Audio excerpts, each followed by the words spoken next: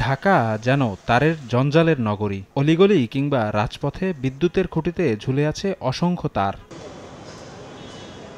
বিদ্যুতের লাইনের পাশাপাশি স্যাটেলাইট টিভির কেবল, ইন্টারনেট ও টেলিফোনের তার আগোছালোভাবে ঝুলছে সবখানে। এতে নগরীর সৌন্দর্য নষ্ট হচ্ছে তো বটেই, ঘটছে অনাকাঙ্ক্ষিত দুর্ঘটনাও। অনেক জায়গায় আসলে এই তার যে জটলা পাকায় আছে বা এটা দেখতে খুবই খারাপ লাগে। তার ছিঁড়ে গেলে পরে মানুষের অসুবিধা, কারেন্টের শর্ট লাগে। অনেক সময় তার ছিঁড়ে পড়ে যায়, মানুষের মাথা পড়ে, দুর্ঘটনা ঘটার সম্ভাবনা বেশি থাকে। সিটি কর্পোরেশনের তথ্য বলছে, অবাঞ্ছিত এসব তারের জঞ্জালের মধ্যে বৈদ্যুতিক সংযোগ বাদে ইন্টারনেট সংযোগের ব্রডব্যান্ড লাইন ৬০ থেকে ৬৫%, কেবল নেটওয়ার্ক ১৫ থেকে ২০% এবং অন্যান্য তার রয়েছে ১০ থেকে ১৫%।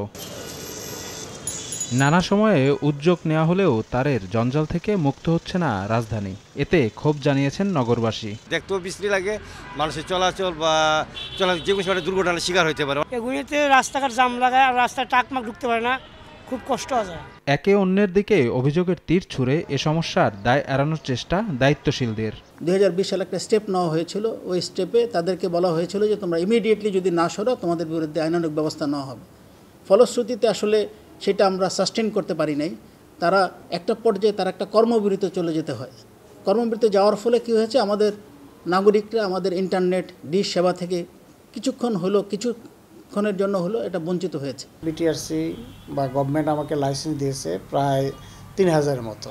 এখন 3000 লাইসেন্স সেটা ওভারহেড দিয়ে যাবে না আন্ডারগ্রাউন্ড দিয়ে যাবে, এটা আমাকে কিন্তু বলে দেয়া নেই। 100 কোম্পানি বা 200 কোম্পানি একটা নেটওয়ার্কের মাধ্যমে যে সেবাটা দিতে পারবো, তার জন্য বিটিআরসির একটা অনুমোদন সাপেক্ষে আমরা এই কেবলগুলো নামাতে পারি।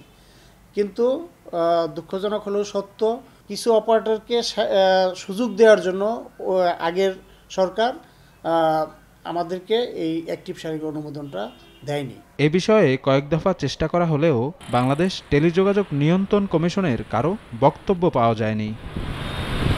ঢাকার বুকে তারের এমন জঞ্জালের পিছনে উঠে এলো সংশ্লিষ্ট দায়িত্বশীলদের মধ্যকার সমন্বয়হীনতা এবং উদাসীনতা, যা দূর করা গেলে অচিরেই এই সমস্যা থেকে মুক্তি পাবে নগরবাসী।